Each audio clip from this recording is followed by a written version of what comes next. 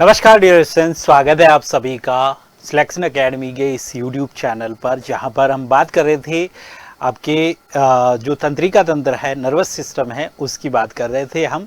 और इस सेशन के अंदर अपन उससे आगे की बात करेंगे। उससे पहले आप सभी के हालचाल जो है किस तरह से है ये जानना चाहेंगे। तो उम्मीद करते हैं कि आप स्वस्थ होंगे, मस्त होंगे और अपनी पढ़ाई के अंदर ज़बरदस्त होंगे और हमारे चैनल्स की वीडियो को आप ज़रूर रिव्यू कर रहे होंगे। और इन रिव्यू के साथ हम जो है आपके साथ जुड़ भी पा रहे हैं। हमारे परिवार है उसकी संख्या बढ़ रही है, तो निश्चित रूप से आप हमारे ऊपर भरोसा जता रहे हैं, तो इस भरोसे को हम कायम रखेंगे। तो आप इस चैनल को और भी लोगों तक पहुंचाइए। आपने काफ़ी लोगों तक इसको शेयर किया है और काफ़ी संख्या जो है यहाँ पे बढ़ती हुई नज़र आ रही है। तो डेफिनेटली जो है हमारा जो कॉन्फिडेंस लेवल है वो भी बढ़ रहा है और हम जो है प्रेरित हो रहे हैं आपसे कि आने वाले समय के अंदर आपके लिए बहुत सारी और भी क्लासें प्लान करें। प्रीवियस ईयर से लेके आपके जो भी थ्योरी की क्लास होगी, एमसीक्यूज़ की होगी, जिस एग्ज़ाम से एलडीसी से, बीएसटीसी से रिलेटेड, इन सभी से रिलेटेड जो है क्लासें अपन आने वाले समय के अंदर करेंगे। सभी सब्जेक्ट के, चाहे भले वो साइकोलॉजी हो, मैथ्स हो, ये जीके की हो, इंग्लिश की हो, सारी क्लासें जो है अपन यहाँ पे चलाने वाले हैं। तो आप जुड़ते रहें, जोड़ते रहें और हमारे ऊपर विश्वास बनाए रखें। अपन चलते हैं टॉपिक के अंदर, आगे चलते हैं। इस टॉपिक के अंदर अपन काफ़ी सारी बातें पहले कर चुके थे। हमने बातें की थी किसके बारे में, जो है हमारा नर्वस सिस्टम जो है उसके बारे में हम बात कर रहे थे। नर्वस सिस्टम को हमने मेनली जो है दो भागों के अंदर बांटा हुआ है कि सेंट्रल नर्वस सिस्टम है, पेरिफेरल नर्वस सिस्टम है। इस नर्वस सिस्टम के अंदर केंद्रीय तंत्रिका तंत्र जो है उसको हमने दो भागों में बांटा, एक मस्तिष्क है और एक मेरुरज्जु है। उसके बाद कायिक तंत्रिका तंत्र है, स्वायत्त है और अनुकंपी और परानुकंपी, इन सभी की बात करेंगे। लेकिन हमने शुरुआत की थी मस्तिष्क से। शुरुआत किससे करी थी? हमने मस्तिष्क से शुरुआत करी थी और मस्तिष्क के अलग अलग भागों को हमने यहाँ पे देखा था। तो मस्तिष्क के अलग अलग भाग देखेंगे तो मस्तिष्क आपको तीन भागों के अंदर नजर आएगा। एक आपका अग्र मस्तिष्क होगा, एक मध्य मस्तिष्क होगा और एक पश्च मस्तिष्क होगा। तीन भागों के अंदर आपको मस्तिष्क नजर आएगा। इन भागों के अंदर अगर आप अग्र मस्तिष्क की बात करेंगे, अग्र मस्तिष्क के अंदर कौन कौन शामिल है, तो अग्र मस्तिष्क के अंदर आपको एक हिस्सा मिलेगा टीलेनसिफेलॉन का, जिसके अंदर ग्रहण पिंड होंगे और प्रमस्तिष्क होगा। एक डाइएनसिफेलॉन का भाग मिलेगा जिसके अंदर आपको थैलेमस मिलेगा, एपिथैलेमस, हाइपोथैलेमस मिलेगा। ठीक है। उसके बाद हमारा मिसेनसिफेलॉन आता है जो मध्य मस्तिष्क होगा, कार्पोरा क्वाड्रिजेमिन और सेरेब्रल पेंडिकल इसके अंदर आपको मिलेंगे। ठीक है। उसके बाद पश्च मस्तिष्क आता है, रोम्बेनसिफेलॉन, जिसके अंदर मिटेनसिफेलॉन और माइलिनसिफेलॉन आपको मिलेंगे। अनुमस्तिष्क और पोन्स, मिटेनसिफेलॉन के अंदर मेडुला ऑब्लांगेटा आपको माइलिनसिफेलॉन के अंदर मिलेगा। अब ये सारी चीजें क्या है, इन सभी चीजों की बात अपन इस वीडियो के अंदर करने वाले हैं, तो बने रहे हैं हमारे साथ। अपन चलते हैं आगे। कुछ बातें हमने प्रमस्तिष्क से या मस्तिष्क को लेके हमने की थी कि मस्तिष्क जो होता है हमारा क्रैनियन बॉक्स के अंदर होता है, जो कपाल की 8 अस्थियों से बना हुआ है, जिनके नाम frontal, occipital, parietal, temporal, ethmoid और स्पिनोइड होता है। और ये सारी बातें हमने कंकाल तंत्र के अंदर भी करी है कि जो हमारी कपाल की हड्डियां हैं वो 8 होती है और ये 8 हड्डियां कौन कौन सी है, तो ये 8 हड्डियां हमने यहाँ पे बताई है और यही 8 हड्डियों की बात अपन ने कंकाल तंत्र के अंदर भी करी है। तो आपने अगर कंकाल तंत्र का वीडियो नहीं देखा है तो वहां पे जाइए आप प्लेलिस्ट के अंदर और कंकाल तंत्र का वीडियो वहां पे पड़ा है। 2 पार्ट के अंदर पूरा कंकाल तंत्र जो है कंप्लीट किया है, बहुत शानदार फैक्ट्स के साथ। जो हमें अभी जो एग्जाम हुए हमारे उनके अंदर जो पूछे गए क्वेश्चन थे, उन क्वेश्चंस के आधार पर अपन ने इस टॉपिक को बहुत शॉर्ट के अंदर जो है सारी चीजें आपको प्रोवाइड करी है। तो उसके बारे में भी आप जो है वहां से जान पाएंगे। इसके अलावा और भी वहां पे बहुत शानदार शानदार वीडियो पड़े हैं, परिसंचरण तंत्र का है, पाचन तंत्र का है, और भी जो है वहां पे बहुत सारा कंटेंट आप देखेंगे। तो प्लेलिस्ट के अंदर जाए, उसको रिव्यू करें, उसको देखें आप जो है, और कंटेंट के आधार पर आप अपने जो है स्वविवेक से अगर कंटेंट पसंद आया तो हमारा चैनल सब्सक्राइब जरूर करके जाइएगा। तो चलिए, यहाँ पे मस्तिष्क की बातें कर रहे थे अपन, क्रेनियन बॉक्स, कपाल अस्थियां, और उसके बाद हमने देखा कि मस्तिष्क के ऊपर एक आवरण भी मिलेगा आपको जिसको अपन मेनिनजेस कहते हैं। अब ये मेनिनजेस जो है 3 परतों से मिलकर बना हुआ है, जिसकी बात अपन ने ड्यूरामेटर, एरिक्नोइड और पायामेटर के रूप में की है। और ये एरिक्नोइड, पायामेटर, ड्यूरामेटर जो है है इनके बीच में कुछ स्पेस आपको मिलेगा। तो अगर आपसे पूछा जाए ड्यूरामेडर और एरिग्नोइड के बीच में सब ड्यूरल अवकाश होगा, एरिग्नोइड और पायामेडर के बीच में सब एरिग्नोइड स्पेस होगा, और इनके बीच में स्पेस के अंदर कुछ द्रव भरा मिलेगा। जैसे यहाँ पे सब ड्यूरल अवकाश जो है उसके अंदर आपको सीरम द्रव मिल जाएगा, सब एरिग्नोइड के अंदर CSF सेरेब्रल स्पाइनल फ्लूइड यहाँ पे मिल जाएगा। इन द्रवों का क्या काम होता है इसके बारे में भी अपन ने बात करी है कि भाई इन द्रव का जो काम है वो क्या होता है। तो CSF द्रव के बारे में अपन ने बात करी कि ये बाहरी आघातों से बचाता है, और मस्तिष्क का जो वेट होता है 350 से 1450, इससे 1450 इस भार को क्या करता है, उत्प्लावनता प्रदान करता है, मस्तिष्क को उत्प्लावनता प्रदान करता है, जिससे मस्तिष्क का भार केवल और केवल कितना महसूस होता है हमें, केवल और केवल 180 ग्राम ही महसूस होता है। ऐसा काम कौन करता है, ऐसा काम ये CSF द्रव करता है। उसके बाद हम प्रमस्तिष्क की थोड़ी सी बात करी थी, लॉब की बात करी थी कि ह्यूमन ब्रेन जो है हमारा, ये ह्यूमन ब्रेन जो है 4 लॉब के अंदर बटा हुआ है। एक फ्रंटल लोब है, टेम्पोरल लोब है, एक पैराइटल लोब है और एक ऑक्सीपिटल लोब है। ठीक है, अब अपन थोड़ा सा हेडिंग लगा देते, उसके बाद अपन जो है प्रमस्तिष्क की बात करते हैं। ठीक है, तो चलिए देखिए अपन बात करते हैं यहाँ पे। सबसे पहले जो हमारा सेंट्रल नर्वस सिस्टम है, यहाँ पे देखो भी आप, यहाँ पे देखो ये जो हमारा पार्ट है ना सेंट्रल नर्वस सिस्टम, ये ब्रेन, इस ब्रेन के अंदर टेलेनसेफेलॉन की बात हम कर रहे हैं। इसके अंदर पहले ग्राणपिंड के लिए अपन एक लाइन लिख देते हैं, उसके बाद जो है हम प्रमस्तिष्क की बात करेंगे, और प्रमस्तिष्क के अंदर कौन कौन सी चीजें शामिल होगी उसकी सब की बात करेंगे। तो देखो ग्राणपिंड के लिए अपन एक बात कर लेते हैं, यहाँ पे देखो देखिएगा ग्राणपिंड, ये जो ग्राणपिंड है, ग्राणपिंड यानी जो हमारे शरीर के अंदर एक सेंसरी ऑर्गन्स है, ये मतलब जो हम सेंस कर, जो गंध हम महसूस कर रहे हैं, गंध को पहचानने के लिए इसका यूज किया जाता है मस्तिष्क के द्वारा। तो इनके अलावा इनके अंदर क्या होता है, इन पिंडों के द्वारा, इन पिंड द्वारा गंध का अनुभव किया जाता है, गंध का अनुभव किया जाता है, इनके द्वारा गंध का अनुभव किया जाता है, अनुभव किया जाता है। ठीक है, इनके अंदर गंध का अनुभव किया जाता है। ठीक है, ये जो है ये ग्राणपिंड देखेंगे आप तो कुत्तों के अंदर, कुत्तों व शार्क में अधिक विकसित होते हैं। कुत्तों व शार्क के अंदर क्या होते हैं, अधिक विकसित होते हैं। ये कुत्तों व शार्क के अंदर क्या होते हैं भी, अधिक विकसित होते हैं। कुत्तों और शार्क के अंदर ये क्या होते हैं, अधिक विकसित होते हैं। तो ये बात भी आप ध्यान रखेंगे। अब अपन चलते हैं प्रमस्तिष्क के ऊपर। अब अपन किसके ऊपर चलते हैं भाई, प्रमस्तिष्क के ऊपर चलते हैं। ये प्रमस्तिष्क जो हमारा है, सेरेब्रम, सेरेब्रम जो है हमारा, देखिए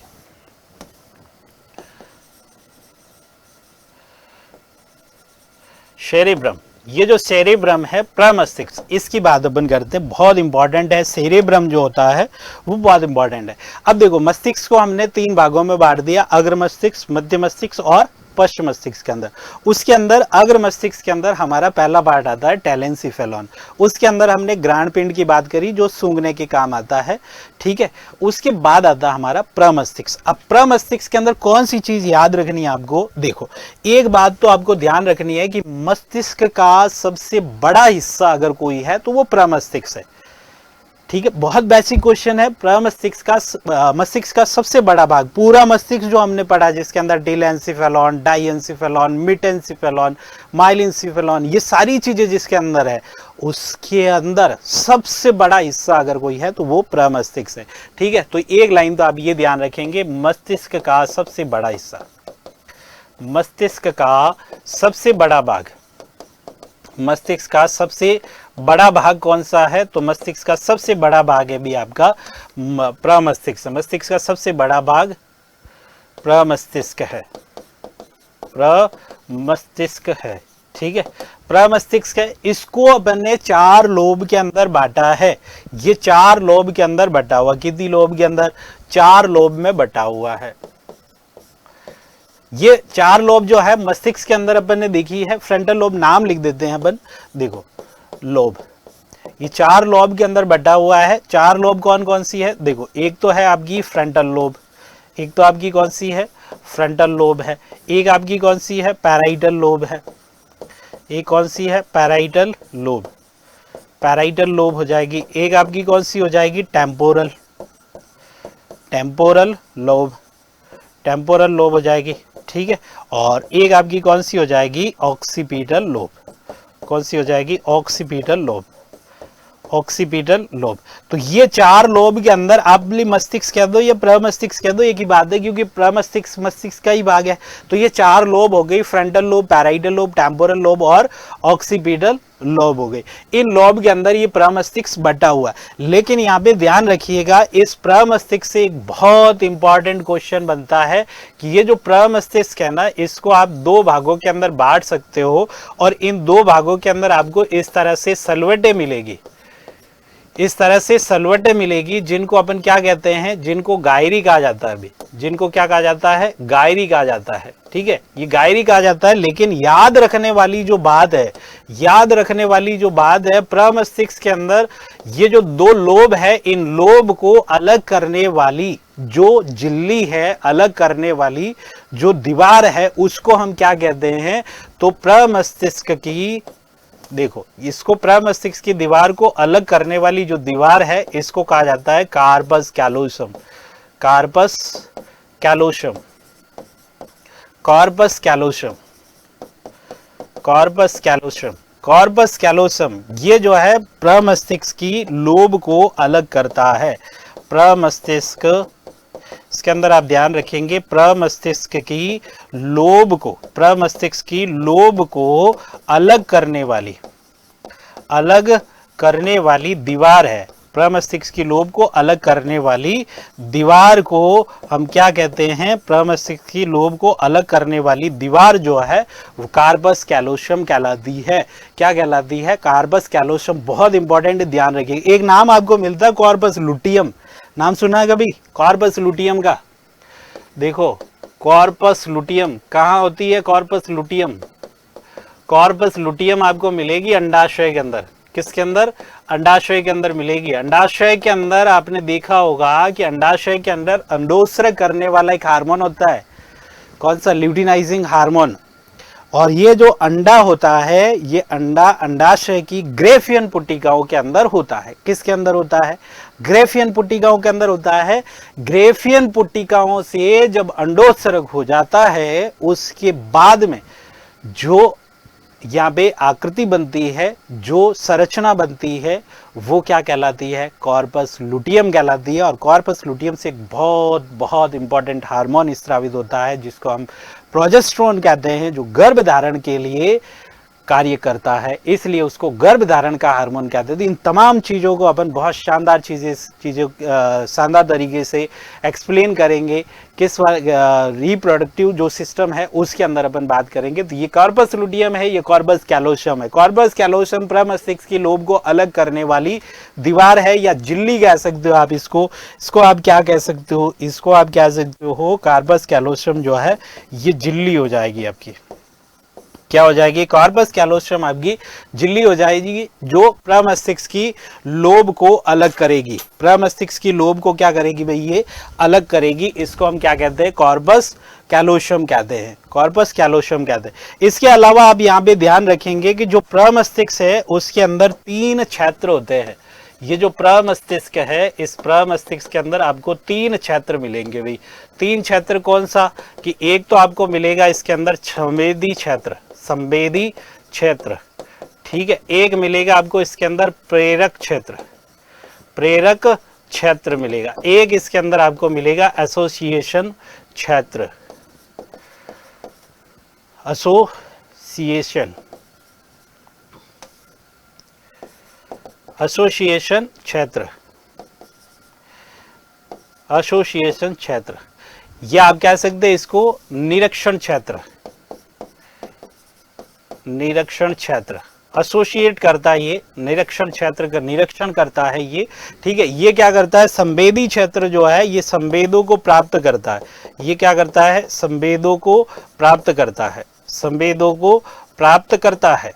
ठीक है, ये क्या करेगा, संवेदों को प्राप्त करता है। और दूसरा जो हमारा प्रेरक क्षेत्र है, ये संबंधित अंग को प्रेरक भेजता है। ये क्या करता है, संबंधित अंग को प्रेरक भेजता है और ये एनालाइज करता है, ये निरीक्षण करता है। ये क्या करता है, निरीक्षण करता है। निरीक्षण करने का मतलब है कि भाई कोई भी प्रतिवर्ती क्रिया, जैसे हाथ से हमारे आई, हाथ से आई है तो वो मेरु रज्जु के पास जाएगी, मेरु रज्जु से फिर मस्तिष्क के पास जाएगी, मस्तिष्क के पास किसमें, संवेदी क्षेत्र के अंदर जाएगी, संवेदी क्षेत्र से वो निरीक्षण एसोसिएशन क्षेत्र के पास जाएगी, वहां पे वो एसोसिएट होगी, किस तरह से काम लेना है, किस तरह से उसका निर्णय होगा, फिर प्रेरक के माध्यम से उसको वापस भेजा जाता है संबंधित ऑर्गन के पास। ठीक है, तो ये प्रमस्तिष्क है। अब प्रमस्तिष्क के कार्य की बात करें तो प्रमस्तिष्क के अंदर आप ध्यान रखिएगा, प्रमस्तिष्क मस्तिष्क का सबसे बड़ा भाग है, जो लगभग पूरे मस्तिष्क का कितना है, 80%, 75 से 80% तो क्या है, प्रमस्तिष्क ही है पूरा।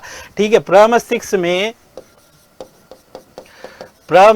में ऐच्छिक क्रियाओं से संबंधित, ऐच्छिक क्रियाओं से संबंधित, ऐच्छिक क्रियाओं से संबंधित कार्य होते हैं, संबंधित कार्य होते हैं। ऐच्छिक क्रियाओं से संबंधित क्या होते हैं, कार्य होते हैं।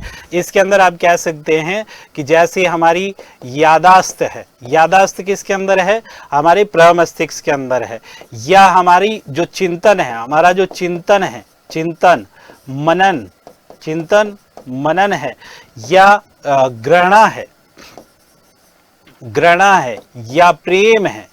ये क्या है, प्रेम के केंद्र आपको कहाँ मिलेंगे, प्रेम के केंद्र प्रमस्तिष्क में होते हैं, केंद्र प्रमस्तिष्क में होते हैं। किसके अंदर होते हैं भाई, प्रमस्तिष्क के अंदर मिलेंगे, प्रमस्तिष्क में होते हैं। किसके अंदर मिलेंगे, ये प्रमस्तिष्क में होते हैं। तो ये प्रमस्तिष्क हो जाता है। प्रमस्तिष्क के अंदर मोटा मोटी आप ध्यान रखेंगे कि प्रमस्तिष्क हमारे मस्तिष्क का सबसे बड़ा भाग है, इंग्लिश में इसको सेरेब्रम कहते हैं। ठीक है, उसके बाद प्रमस्तिष्क दो भागों के अंदर बटा हुआ है। इसके ऊपर कुछ उभार पाए जाते हैं, सलवटें पाई जाती है, जिनको अपन सल की और गायरी कहते हैं। ठीक है, और ये जो प्रमस्तिष्क है, इनकी लोब को अलग करने वाली जो झिल्ली है, उसको हम क्या कहते हैं, कार्पस कैलोशियम कहते हैं। उसको अपन क्या कहते हैं, कार्पस कैलोशियम कहते हैं। और उसके अलावा प्रमस्तिष्क के अंदर ऐच्छिक क्रियाओं से संबंधित कार्य होते हैं। यहाँ याददाश्त, चिंतन, मनन, ग्रहणा, प्रेम, ये इन सभी के केंद्र आपको कहाँ मिलेंगे, प्रमस्तिष्क के अंदर मिलेंगे। तो ग्रहण पिंड और प्रमस्तिष्क के बाद अपन चलते हैं जो हमारा डाइएन्सिफेलॉन वाला पार्ट है। डाइएन्सिफेलॉन के अंदर आप देखते हैं कि डाइएन्सिफेलॉन के अंदर थैलेमस भी है, एपिथैलेमस भी है और हाइपोथैलेमस भी है। सबसे पहले अपन बात करते हैं हाइपोथैलेमस की। किसकी बात करते हैं अपन, हाइपोथैलेमस की। हाइपोथैलेमस की अगर अपन बात करें तो हाइपोथैलेमस जो होता है, इसके अंदर जब हमने चैप्टर शुरू किया था तब हमने बात की थी कि जो अंतःस्रावी तंत्र है, अंतःस्रावी तंत्र तंत्रिका तंत्र के साथ मिलकर काम करता है, या हम कह सकते हैं कि दोनों तंत्र जो है मिलकर काम करते हैं, एक दूसरे के साथ होके काम करते हैं। तो इन दोनों तंत्रों को आपस में जोड़ने वाला जो पार्ट है वो कौन सा है, हाइपोथैलेमस है। वो कौन सा है, हाइपोथैलेमस। हाइपोथैलेमस किससे जुड़ेगा, पीयूष ग्रंथि से जुड़ेगा। तो यहाँ पे सबसे पहले आप हाइपोथैलेमस के अंदर ये कहेंगे कि ये अग्र मस्तिष्क का भाग है। पहली बात तो ये किसका भाग है, अग्र मस्तिष्क का भाग है, अग्र मस्तिष्क का भाग है। दूसरी चीज है कि ये हाइपोथैलेमस जो है, इसमें भावनात्मक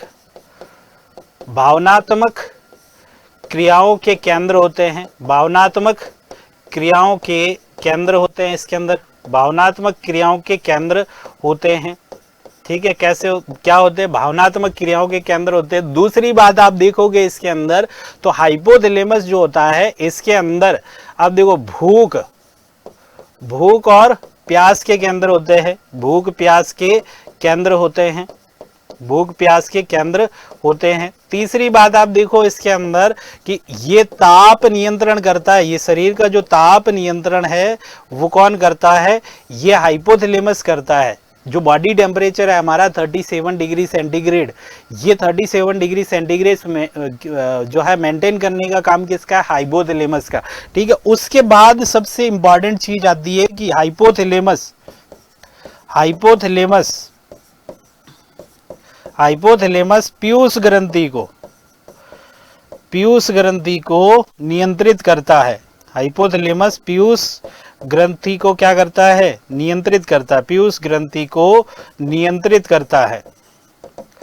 पीयूष ग्रंथि को नियंत्रित करता है, और पीयूष ग्रंथि को नियंत्रित करता है इसलिए हम कहते हैं कि ये जो है आपका क्या कहलाएगा? मास्टर ऑफ मास्टर कहलाता है, क्योंकि ये नियंत्रित किसको कर रहा है?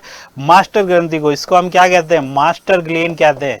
इसको अपन क्या कहते हैं? मास्टर ग्लैंड कहते हैं। और मास्टर ग्लैंड कहते हैं इसलिए इसको हम क्या कहेंगे? मास्टर ऑफ मास्टर कहेंगे। इसको अपन क्या कहेंगे? मास्टर ऑफ मास्टर कहेंगे। इसको हम कहेंगे मास्टर ऑफ मास्टर, या इसको सुप्रीम कमांडर भी कहा जाता है। इसको क्या कहा जाता है? सुप्रीम कमांडर भी कहा जाता है। ये सुप्रीम कमांडर भी हो जाएगा और ये हेडमास्टर भी हो जाएगा। ये क्या हो जाएगा? हेडमास्टर भी हो जाएगा। इसको अपन हेडमास्टर ग्रंथि भी बोलते हैं। ठीक है, इसको अपन क्या बोलते हैं? हेडमास्टर ग्रंथि भी बोलते हैं। तो master of master, supreme commander, ये किस लिए कहते हैं? क्योंकि ये पीयूष ग्रंथि को नियंत्रित करता है। और दूसरी बात, जो अंदर का क्वेश्चन है, इसके अंदर का, उसको ध्यान रखिएगा कि कौन सा मस्तिष्क का भाग है जो अंतःस्रावी तंत्र को तंत्रिका तंत्र से जोड़ता है। वो कौन सा भाग है? हाइपोथैलेमस है। मस्तिष्क के अंदर, अग्र मस्तिष्क के अंदर, डाइएन्सेफेलॉन के अंदर आपको मिलेगा। और क्या काम करता है? भूख प्यास के केंद्र होंगे, ताप नियंत्रण करेगा, भावनात्मक क्रियाओं का केंद्र होगा। ये क्या होगा? भावनात्मक क्रियाओं का केंद्र होगा। हमारी जो भी भावनाएं हैं, सुख दुख प्रेम, ये सब जो है किसके अंदर मिलेंगे आपको? ये इसके अंदर आपको मिलेगा। किसके अंदर? हाइपोथैलेमस के अंदर मिलेगा।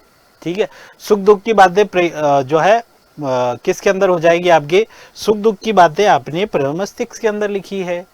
ये घृणा प्रेम की बातें इसके अंदर नहीं होगी भाई। चिंता ग्रहण, ये जो बातें हैं, चिंतन मनन होगा इसके अंदर। चिंतन मनन और ज्ञान के केंद्र होते हैं इसके अंदर। इसके अंदर क्या होते हैं? ज्ञान के केंद्र होते हैं। क्या होते हैं? ज्ञान के केंद्र आपको इसके अंदर मिलेंगे। और ये जो सुख दुख की बातें हैं, ये हाइपोथैलेमस है। ये रोता रहने वाला जो काम है, ये किसका है? ये हाइपोथैलेमस का काम होगा। ये किसका काम होगा? हाइपोथैलेमस का काम होगा। तो यहाँ पे हम हाइपोथैलेमस की बात कर चुके हैं। अब अपन बात करते हैं इस डाइएन्सेफेलॉन के अंदर। एक तो आपको मिलता है यहाँ पे एपीथैलेमस, एक तो क्या मिलता है? एपीथैलेमस मिलता है, और एक आपको मिलता है यहाँ पे थैलेमस। एक मिलता है आपको यहाँ पे थैलेमस। तो एपीथैलेमस की बात करें तो एपीथैलेमस के अंदर आप कहेंगे, एपीथैलेमस के अंदर होती है पीनियल ग्रंथि। कौन सी होती है? पीनियल ग्रंथि होती है इसके अंदर। पीनियल ग्रंथि, कौन सी ग्रंथि? पीनियल ग्रंथि। पीनियल ग्रंथि होती है। और ये जो पीनियल ग्रंथि है, इससे हमने हार्मोन पढ़े अंतःस्रावी तंत्र के अंदर, सीरोटोनिन और मेलेटोनिन।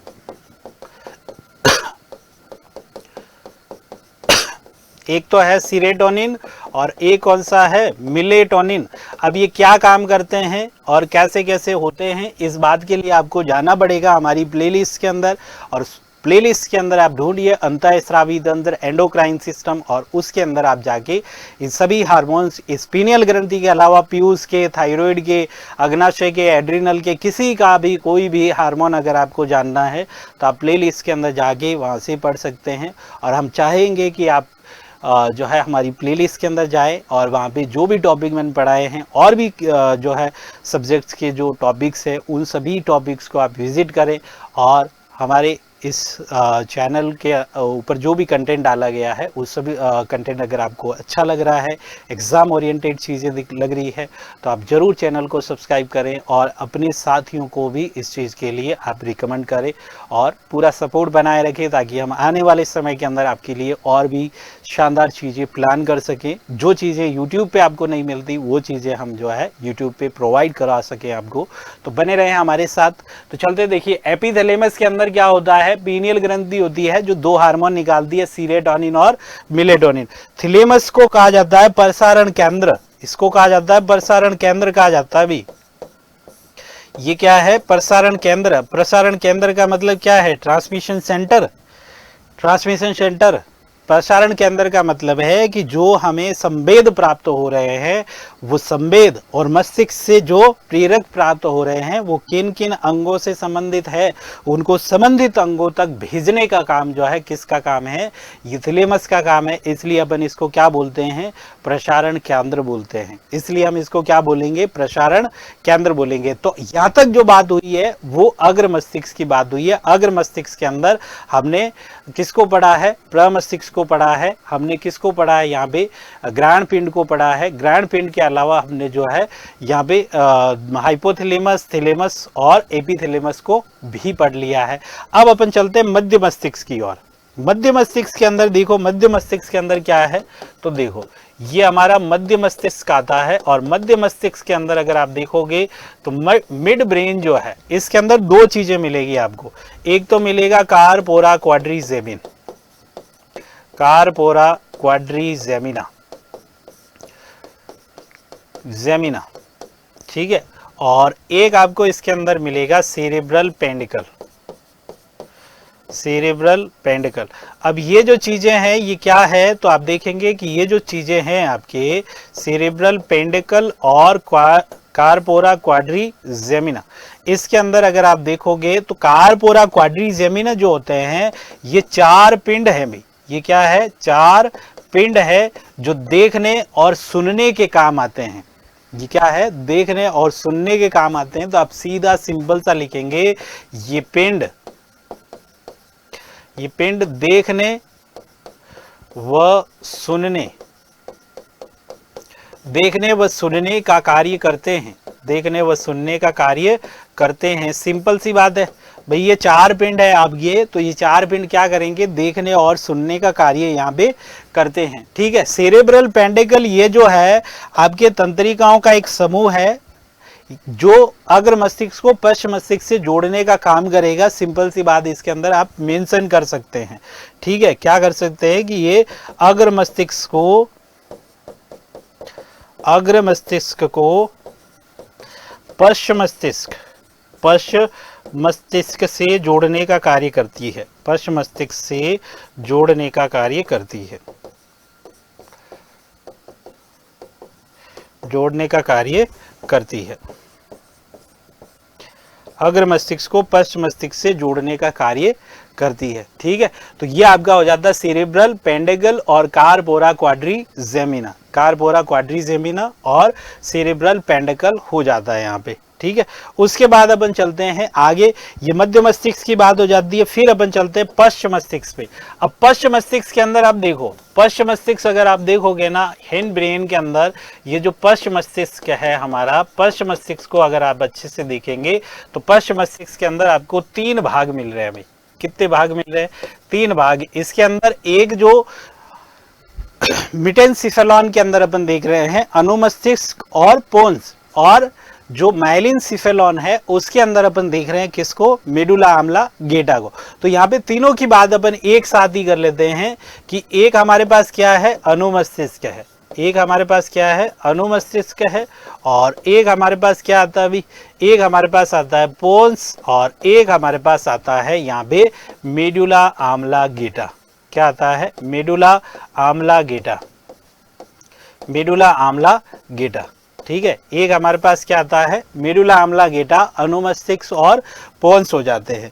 ये सारी चीज जो है इसके अंदर आगे आ जाती है, ओके। अब आप देखो जो अनुमस्तिष्क है उसका कार्य अगर आपसे कभी पूछ लिया जाए कि भाई ये अनुमस्तिष्क जो है ये क्या करता, तो एक बात आप याद करो कि मैंने आपको बताया है कि मस्तिष्क का सबसे बड़ा भाग कौन सा है, प्रमस्तिष्क है, सेरेब्रम।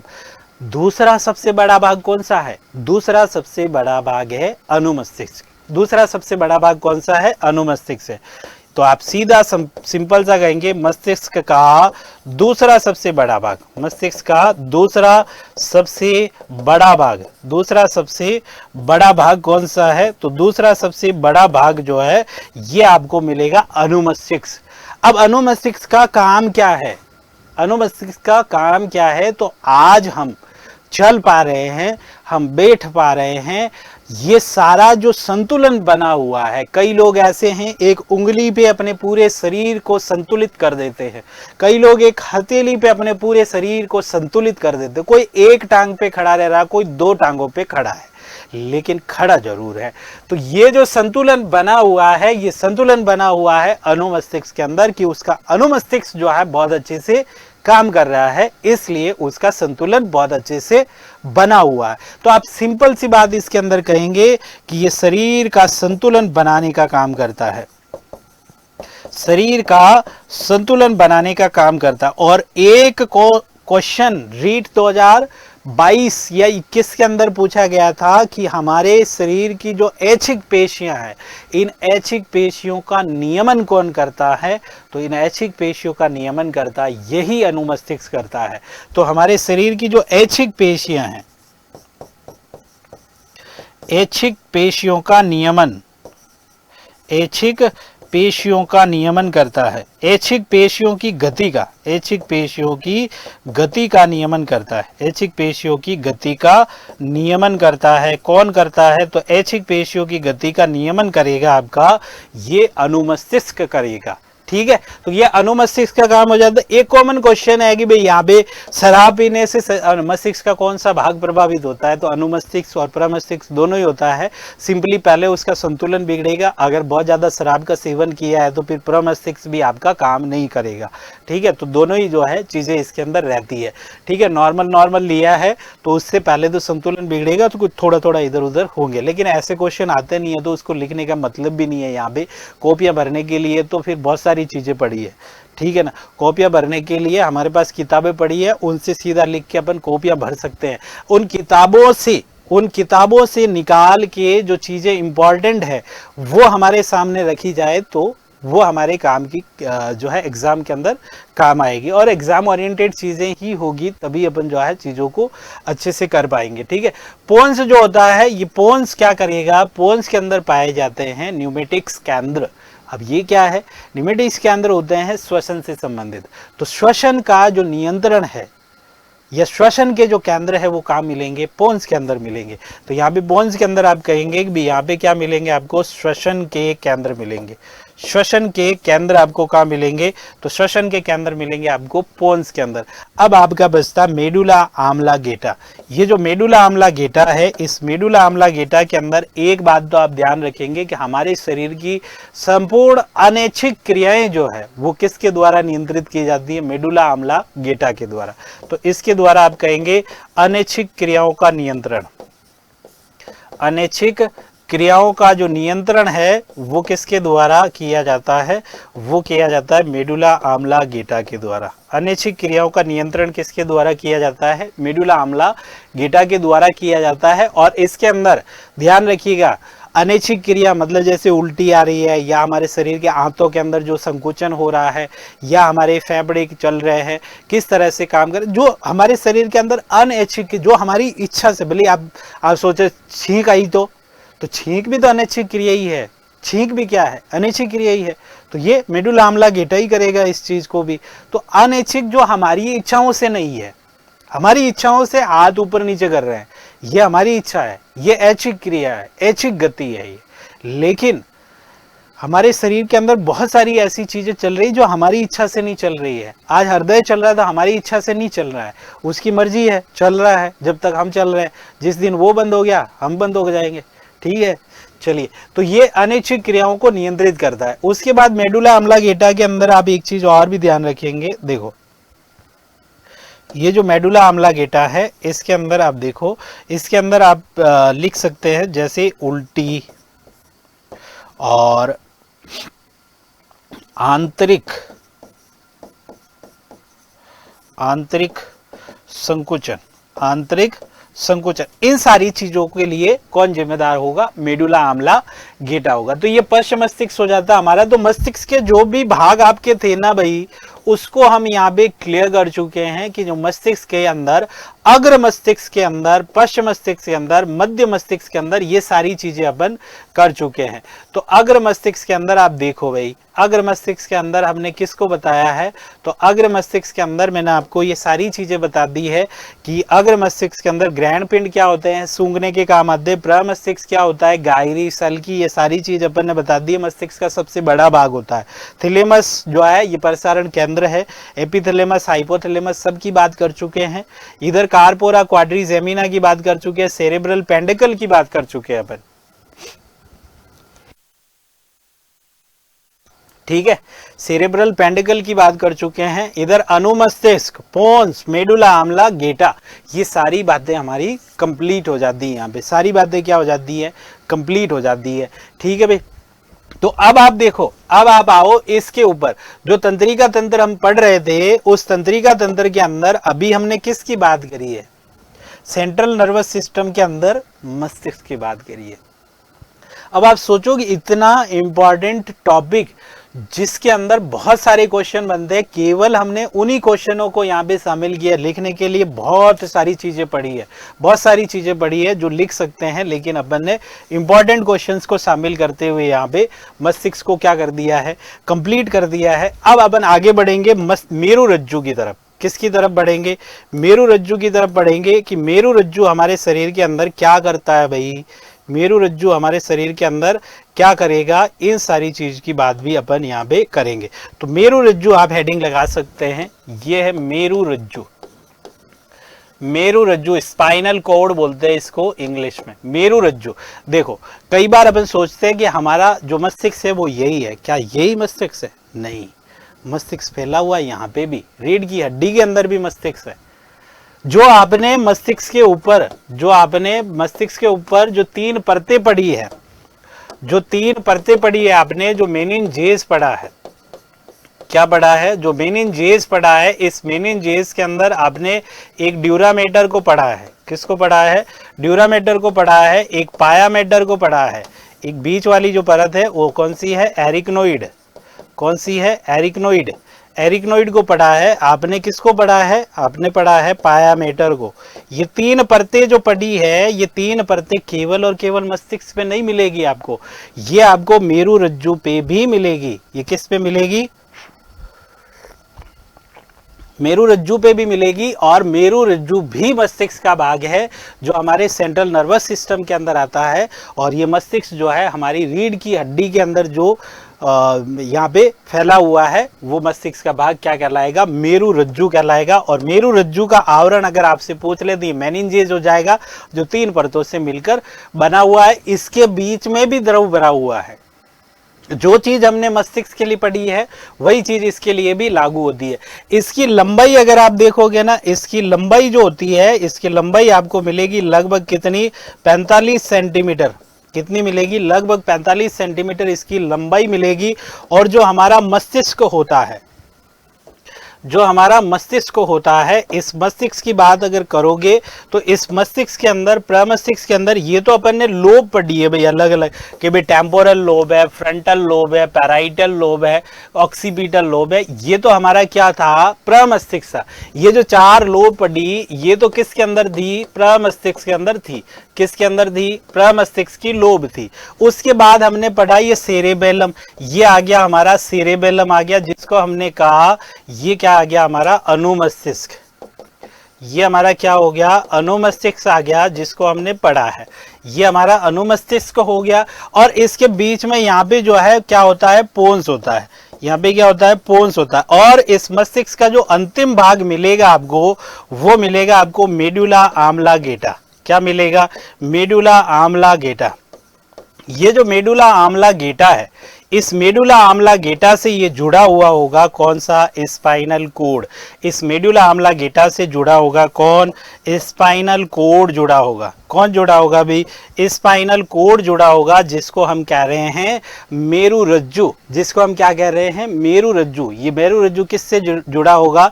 स्पाइनल कोड से जुड़ा होगा। और ये किसके माध्यम से जुड़ा होगा?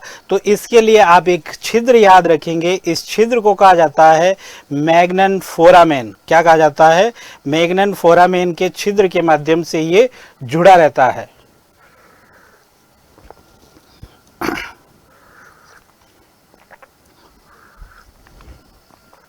चलिए भाई देखो, यहाँ पे जो है एक छिद्र होगा मैग्नन फोरामेन, मैग्नन फोरामेन छिद्र के माध्यम से ये जुड़ा रहता है। फोरामेन छिद्र, फोरामेन छिद्र के माध्यम से ये जुड़ा रहता है। तो ये सारी इंपॉर्टेंट चीजें हैं, सभी को आप ध्यान रखना पड़ेगा भाई, सभी का ध्यान आपको रखना पड़ेगा, क्योंकि एग्जाम आपको देना है तो याद भी किसको करना पड़ेगा? आपको ही करना पड़ेगा। तो ये मेरु रज्जु के अंदर आप कह सकते हैं कि मेरु रज्जु मेनिंजेस 3 आवरणें होती है, उसके ऊपर 45 सेंटीमीटर लंबा होता है। और ये मैग्नन फोरामेन, ये मैग्नन फोरामेन, मैग्नन फोरामेन छिद्र के माध्यम से, छिद्र के माध्यम से मेडुला आम्लागेटा, मेडुला आम्लागेटा, मेडुला आम्लागेटा से जुड़ा रहता है, गेटा से जुड़ा रहता है। किससे जुड़ा रहता है? ये मैग्नन फोरामेन छिद्र के माध्यम से मेडुला आम्लागेटा से जुड़ा रहता है। ठीक है भाई, चलिए तो ये मेरु रज्जु हो जाता है। अब मेरु रज्जु का कार्य क्या है उसको देखना हो, मेरु रज्जु का कार्य क्या होता है उसको देखना आप। चलो उसको देखते हैं, मेरु रज्जु का कार्य। यहाँ पे आप क्या कहेंगे? मेरु रज्जु का कार्य। ये जो मेरु रज्जु का कार्य है ना भाई, मेरु रज्जु का कार्य होता है प्रतिवर्ती क्रियाओं का नियंत्रण। ये क्या करता है? प्रतिवर्ती क्रियाओं का नियंत्रण, प्रतिवर्ती क्रियाओं का नियंत्रण, प्रतिवर्ती क्रियाओं का नियंत्रण। अब ये प्रतिवर्ती क्रियाएं कौन सी कि जो हमारे शरीर के अंदर अचानक से होती है या मस्तिष्क के असिस्टेंट के रूप में काम करता है? ये क्या करता है?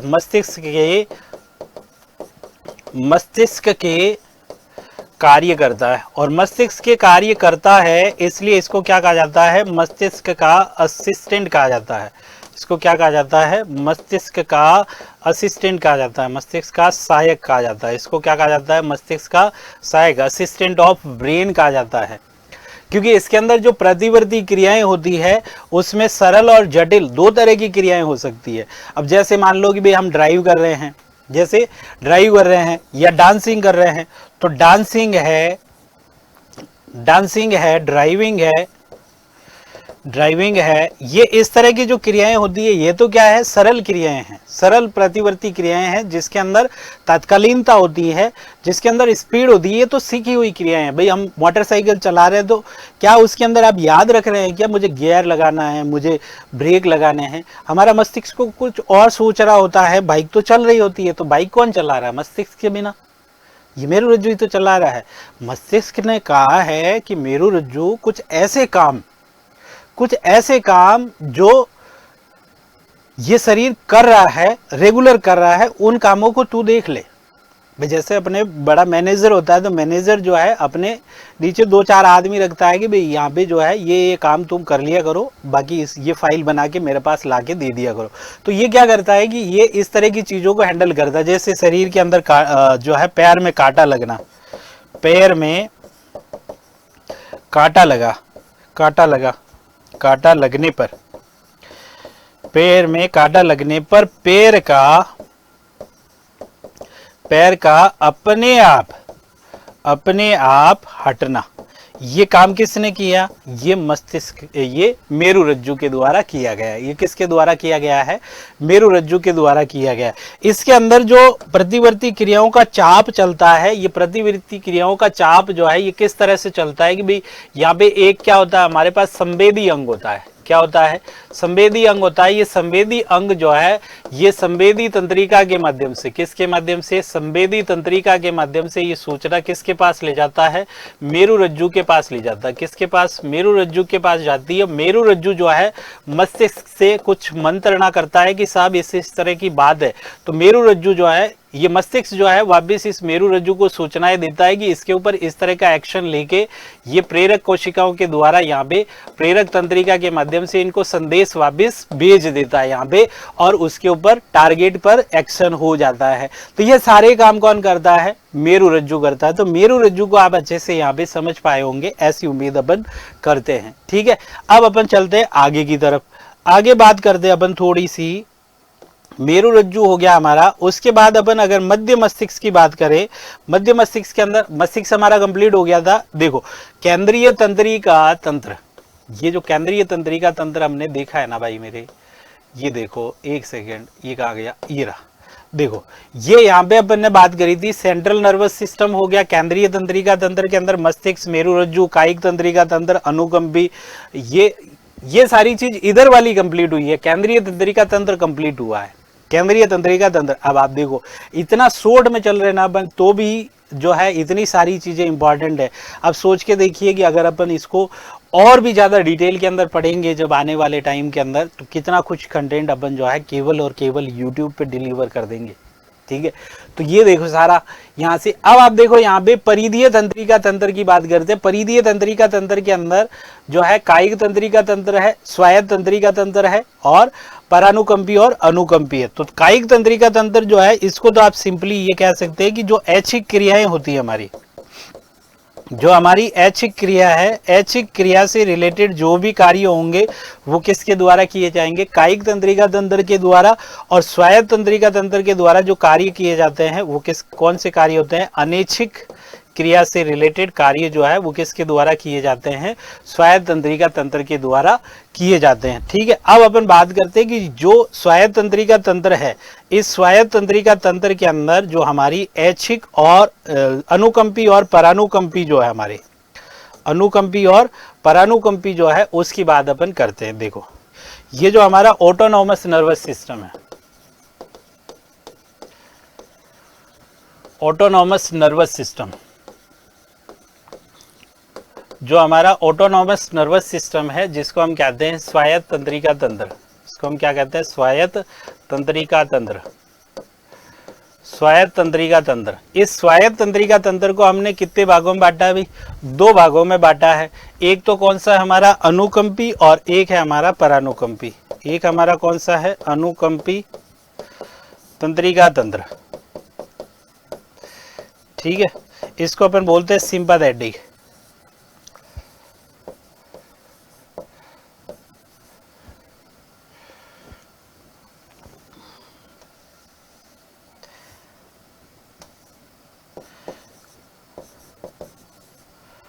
Sympathetic nervous system. ठीक है, और ये हो जाएगा हमारा परानुकंपी। ये क्या हो जाएगा, परानुकंपी तंत्रिका तंत्र। ये क्या हो जाएगा हमारा, परानुकंपी तंत्रिका तंत्र। परानुकंपी को बोलते हैं अपन पैरासिम्पैथेटिक, पैरासिम्पैथेटिक, पैरासिम्पैथेटिक। अब इसके अंदर जो है मूल बातें आप ध्यान रखेंगे कि ये जो अनुकंपी तंत्रिका तंत्र है, ये काम करता है संकटकालीन परिस्थितियों के दौरान। किस दौरान काम करता है, संकटकालीन परिस्थितियों के दौरान काम करता है। संकटकालीन परिस्थितियों की बात अगर अपन करें तो संकटकालीन परिस्थितियों के अंदर आप देखिए कि ये जो है क्या करता है, रक्तदाब को बढ़ा देता है। या आप लाइन लिख दो यहाँ पे, संकटकालीन परिस्थितियों में, संकटकालीन परिस्थिति, संकटकालीन परिस्थिति के अंदर काम करता है, संकटकालीन परिस्थितियों में कार्य करता है। ठीक है, और ये संकटकालीन परिस्थितियों में क्या करता है, रक्तदाब को बढ़ाता है। रक्तदाब को क्या करता है, बढ़ाता है। ठीक है, रक्तदाब बढ़ाता है, हृदय दर बढ़ाता है। ये क्या कर देता है, हृदय दर को बढ़ाता है, हृदय दर बढ़ाता है। ठीक बात है भी, हृदय दर बढ़ा देता है। उसके बाद अगर आप देखेंगे हृदय दर बढ़ा देता है, उसके बाद आप देखेंगे लार के स्रवण को कम कर देता है, लार स्त्रवण को क्या कर देता है, कम कर देता है। ये लार स्त्रवण इसके अंदर क्या हो जाएगा, कम हो जाएगा। ठीक है, इसी तरह से यहाँ पे भूख कम लगेगी, पाचन शक्ति क्या हो जाएगी, कम हो जाएगी। पाचन जो है ये क्या हो जाएगा, कम हो जाएगा। इसके अलावा हमारी जो आंखों की पुतलियों का आकार है, पुतलियों का आकार क्या हो जाता है, बढ़ जाता है। इसीलिए तो कहते हैं जो है कोई ऐसा काम ना करिए जिससे, या फिर कोई जो है कई बार अपन ने सुना होगा कुछ ऐसी आश्चर्यजनक बात होती है जिसमें हम कहते हैं कि आंखें फटी की फटी रह गई। तो ये मतलब है एग्जैक्टली, तो ये संकटकालीन परिस्थितियों के लिए होता है कि वहाँ पे कुछ ऐसा नज़ारा अपन देखते हैं कि हम समझ ही नहीं पाते कि ये हुआ क्या है।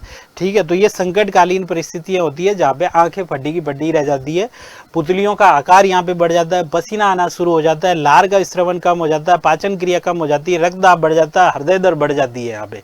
ठीक है, तो ये सारी चीजें किससे, अनुकंपी तंत्रिका तंत्र से रिलेटेड होगा। और परानुकंपी को आप कहेंगे इसका विपरीत काम करता है, इसके विपरीत काम करता है। ये सामान्य परिस्थितियों में काम करता है। ये क्या करता है, सामान्य स्थिति के अंदर, सामान्य स्थिति में कार्य करता है। ये किस में काम करता है, सामान्य स्थिति में कार्य करता है। तो ये जो भी चीजें कर रहा है इसका उल्टा कौन करेगा, परानुकंपी करेगा। कि यहाँ पे संकटकालीन परिस्थितियां हैं, जो सामान्य परिस्थितियों में काम करेगा, रक्तदाब को बढ़ा रहा है तो वो क्या करेगा, कम करेगा। ये हृदय दर को कम करेगा। ये लार के स्त्रवण को वो क्या करेंगे, बढ़ाएंगे। भाई सामान्य परिस्थितियों के अंदर है तो उस समय तो खाना वाना खाएंगे ना भाई, टेंशन के अंदर तो चलो नहीं खा रहे, संकटकालीन परिस्थितियों के अंदर तो चलो नहीं खा रहे, लेकिन जब हम सामान्य परिस्थितियों के अंदर है उस समय तो खाना खाएंगे, खाएंगे कि नहीं खाएंगे। ठीक है, तो ये सारी चीज जो है ऑटोनॉमस नर्वस सिस्टम की हो जाती है, स्वायत्त तंत्रिका तंत्र की हो जाती है। ठीक है, तो यहाँ पे तंत्रिका तंत्र जो है एक तरह से आपका कंप्लीट हो जाता है। अब अपन बात करते हैं तंत्रिका कोशिका की। किसकी बात करते हैं अपन, तंत्रिका कोशिका की बात करते हैं। देखो ये जो तंत्रिका कोशिका है हमारी,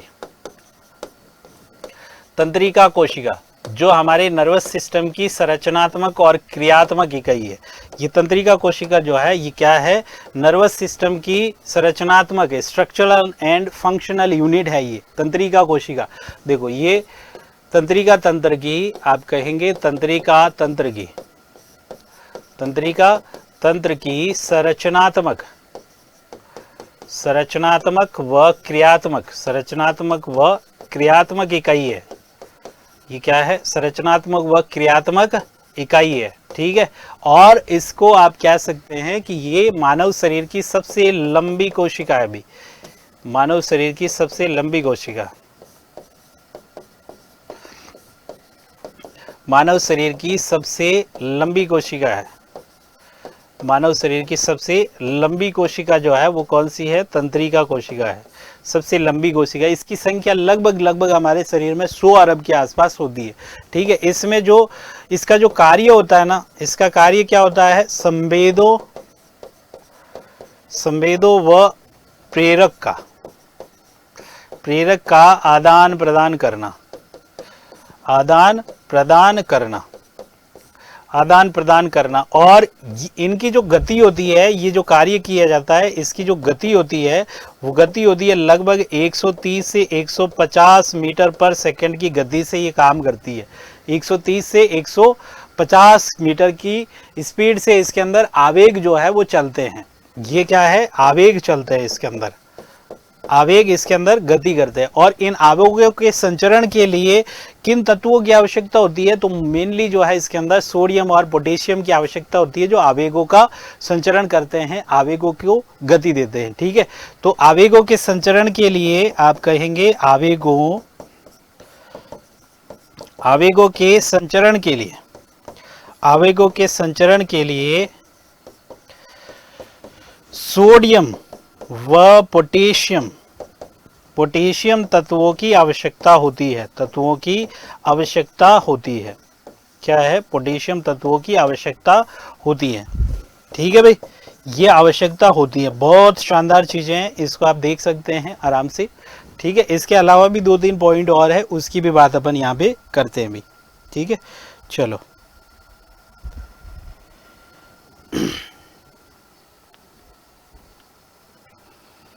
देखो इसके बाद जो है आप तंत्रिका कोशिका के अंदर कह सकते हैं कि ये जो तंत्रिका कोशिका है, इस तंत्रिका कोशिका में पुनरुद्भवन की क्षमता नहीं होती है। तंत्रिका कोशिका में पुनरुद्भवन पुनरुद्भवन की क्षमता नहीं होती है, पुनरुद्भवन की रीजनरेटिव कैपेसिटी नहीं होती है भाई इसके अंदर। सर्वाधिक पुनरुद्भवन क्षमता किसकी होती है मानव शरीर के अंदर, यकृत की। इसके अंदर पुनरुद्भवन की क्षमता नहीं होती है, पुनरुद्भवन की क्षमता नहीं होती है इनके अंदर, पुनरुद्भवन की क्षमता नहीं होती है। ठीक है, ये हो जाएगा आपका, पुनरुद्भवन की क्षमता नहीं होती है। उसके बाद आप कहेंगे इसके अंदर तंत्रिका कोशिका में, ये जो तंत्रिका कोशिका है, न्यूरॉन जो है, इस न्यूरॉन के अंदर, इसको अपन क्या बोलते हैं भी, न्यूरॉन ही तो बोलते हैं। ठीक है, न्यूरॉन के अंदर इसमें आपके तारक काय नहीं होता है, तारक काय नहीं होता है, तारक काय इसके अंदर नहीं होता है। और तारक काय अगर नहीं होता है ना, तो तारक काय नहीं होता तो फिर इसके अंदर कोशिका विभाजन भी नहीं होगा। तो आप सिंपली कहेंगे कि इनके अंदर तारक काय नहीं होता है, इसलिए कोशिका विभाजन नहीं होता है, इसलिए इनमें कोशिका विभाजन नहीं होता है, इसलिए इनमें कोशिका विभाजन नहीं होता है, ये ध्यान रखिएगा। इसलिए इनके अंदर कोशिका विभाजन नहीं होता है, नहीं होता है। ठीक है, सिंपल सी बात आप ध्यान रखिएगा कि कोशिका विभाजन तंत्रिका कोशिका के अंदर होता है क्या, नहीं होता है, बिल्कुल भी इसके अंदर कोशिका विभाजन नहीं होता है। अगर हमारा एक बार दिमाग हिल गया तो उसके बाद सही होने के चांसेस जो है वो बहुत बहुत बहुत कम है। ठीक है, इसके रिकवर होने के, क्योंकि इनके अंदर कोशिका अगर डैमेज हो गई तो उसके अंदर ना तो पुनरुद्भवन की क्षमता ना कोशिका विभाजन है। तो कोशिका विभाजन नहीं है तो रीजनरेशन उसके अंदर वैसे भी नहीं होना है। ठीक है, तो ये चीज आपके तंत्रिका कोशिका के बारे में हो जाती। अब आप देखो तंत्रिका कोशिका का चित्र क्या होता है। इसके अंदर आप देखो, इसके अंदर अगर आपसे पूछा जाए कि सिग्नल जो है किस तरफ से किस तरफ गति करते हैं, तो सिग्नल इस तरफ से इस तरफ गति करते हैं। ये जो भाग आपको दिख रहा है, इस भाग को बोलते हैं साइटोन। इस भाग को क्या बोला जाता है, साइटोन बोला जाता है, या इसको बोला जाता है कोशिका काय। इसको क्या बोला जाता है, कोशिका काय बोला जाता है। ठीक है, और ये इसके अंदर केंद्र होगा, और केंद्र के साथ यहाँ पे नीसल्स के कण पाए जाते हैं। किसके कण पाए जाते हैं, नीसल्स कण पाए जाते हैं, जो एंडोप्लाज्मिक रेटिकुलम और प्रोटीन के बने होते हैं। ये क्या चीज है भाई, ये जो पतले पतले धागे दिखाई दे रहे हैं ना, इनको बोलते हैं डेंड्राइट्स। इनको क्या बोला जाता है, डेंड्राइट्स। ये क्वेश्चन कई बार पूछा गया है कि तंत्रिका कोशिका के ऊपर जो पतले पतले धागे दिखाई दे रहे हैं वो क्या है, क्या कहलाते हैं, डेंड्राइट्स। बहुत शानदार कंटेंट है भी। आपको अगर जो है क्लास अच्छी लग रही है तो आप डेफिनेटली इस चैनल को सब्सक्राइब करें, और साथ के और भी जो आपके साथी हैं उनको भी आप रिकमेंड करें और बताएं कि भाई चैनल पे जो क्लासें हैं शानदार क्लासें हैं, तो आप इनको ज़रूर विजिट करें। ठीक है, अब देखो इनके अंदर ये डेंड्राइट्स हो गए, ये आपका साइटोन हो गया। इसके अंदर कुछ कण पाए जाते हैं जिनको अपन नीसल्स कण कहते हैं। इसके अंदर ये जो लंबा सा डंडा आपको नजर आ रहा है, ये लंबा सा डंडा जो है ये क्या कहलाता है, एक्सोन कहलाता है। ये क्या कहलाता है भाई, एक्सोन कहलाता है। इसको हम कहते हैं एक्सोन, ये लिखा हुआ है एक्सोन। इसको हम क्या बोलते हैं, एक्सोन बोलते हैं, तंत्रिका अक्ष बोलते हैं। इस तंत्रिका अक्ष के ऊपर ये वसा की इस तरह की जो परत है, इसको बोला जाता है माइलिन सीट। इसको क्या बोला जाता है, माइलिन सीट बोला जाता है। इसको क्या बोला जाता है, माइलिन सीत बोला जाता है। ये भी आप ध्यान रखिएगा, ये माइलिन सीत है। और जहां पे ये माइलिन सीत नहीं दिखाई दे रही है, ये खाली है, उसको बोलते हैं रेनवियर के नोड। उसको क्या बोला जाता है, रेनवियर के नोड बोला जाता है। उसको क्या बोला जाता है, रेनवियर के नोड बोला जाता है। और इसके अंदर ये जो कोशिकाएं दिखाई दे रही है आपको, इनको बोलते हैं श्वान कोशिका। इनको क्या बोलते हैं, श्वान कोशिका बोला जाता है।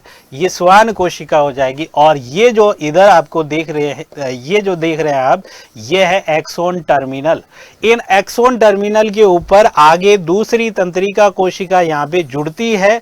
उस दूसरी तंत्रिका कोशिका और इस तंत्रिका कोशिका का जो जंक्शन होता है, इन दोनों का जो जंक्शन होता है, उस जंक्शन को अपन क्या कहते हैं, बहुत इंपॉर्टेंट क्वेश्चन है अभी। इस जंक्शन को कहा जाता है सिनेप्स। इसको क्या कहा जाता है, सिनेप्स कहा जाता है।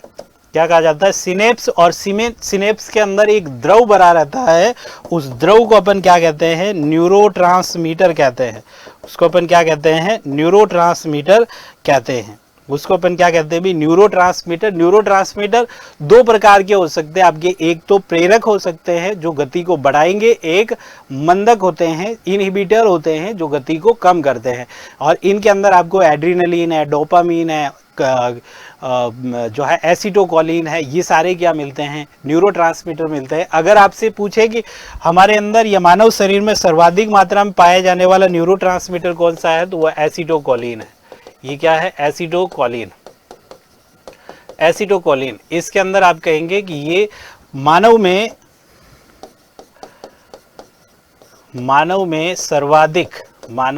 सर्वाधिक पाया जाने वाला न्यूरोट्रांसमीटर है। सर्वाधिक पाया जाने वाला न्यूरोट्रांसमीटर कौन सा है, तो ये एसिटोकोलिन है। अगर मानव जो है मस्तिष्क से संबंधित कुछ रोग देखेंगे आप, तो मस्तिष्क से रिलेटेड जो रोग है उसके अंदर आप शामिल कर सकते हैं। मस्तिष्क रोगों के अंदर देखो, एक रोग का आप नाम ध्यान रखेंगे, एक रोग तो होता है अल्जाइमर। एक तो क्या होता है, अल्जाइमर को आप ध्यान रख सकते हैं। एक रोग होता है आपके पार्किंसन, और एक रोग होता है आपके मेनिनजाइटिस। कौन सा होता है, मेनिनजाइटिस हो जाएगा। इसके अलावा आपके एक हो जाएगा मिर्गी, एपिलेप्सी, मिर्गी हो जाएगा। ब्रेन एमरेज हो जाएगा, ब्रेन एमरेज है। हाइड्रोसिफेलिस है, हाइड्रोसिफेलिस। ये सभी रोग जो है किससे संबंधित हो जाएंगे भाई, मस्तिष्क से रिलेटेड हो जाएंगे। ठीक है भाई, तो देख सकते हैं इनको, मस्तिष्क के रोगों को आप यहाँ पे अच्छे से। ओके भाई, चलिए तो भाई अपन ने जो है यहाँ पे इस क्लास के अंदर जो है तंत्रिका तंत्र को कंप्लीट कर दिया है, और इसको बहुत शानदार तरीके से अपन ने कंप्लीट किया है। देख सकते हैं आप इसको, देखिए बहुत जोरदार क्लास है ये प्रमस्तिष्क चित्र को भी शामिल किया है यहाँ पे। तंत्रिका तंत्र का ये चित्र जो है आपके सामने दिखाई दे रहा है। ठीक है, तंत्रिका कोशिका का चित्र है। तो इस तरह से अपन ने जो है पूरा तंत्रिका तंत्र यहाँ पे बहुत अच्छे से, बहुत शानदार तरीके से कंप्लीट किया है, और जो फैक्ट हमारे काम के हैं उन्हीं फैक्ट्स को अपन ने यहाँ पे शामिल किया है। एकदम एग्जाम ओरिएंटेड चीज़ों को यहाँ पे अपन ने नोट डाउन किया है। तो उम्मीद है कि आपको ये क्लास पसंद आई होगी, और अगर क्लास पसंद आई है तो आप डेफिनेटली जो है इस चैनल को सब्सक्राइब कर पाए होंगे। अगर नहीं किया है तो आप जाएं सब्सक्राइब बटन पे और इस चैनल को सब्सक्राइब करें, और हमारे आने वाली जो भी क्लासें हैं उन सभी क्लासों को अटेंड करें, और अपनी तैयारी को एक नई ऊंचाई दें, और हमारे साथ जुड़े रहें, हमें अप्रिशिएट करें, हमें सपोर्ट करें। हम आपकी सफलता के इन रास्तों के अंदर साथ चलेंगे। तो चलिए मिलते हैं अपन किसी जो है और अगली टॉपिक के अंदर, शानदार टॉपिक जो इसके बाद आने वाला है उस टॉपिक के साथ। तो सिलेक्शन एकेडमी के इस यूट्यूब चैनल पर आप सभी का बहुत बहुत धन्यवाद। नमस्कार।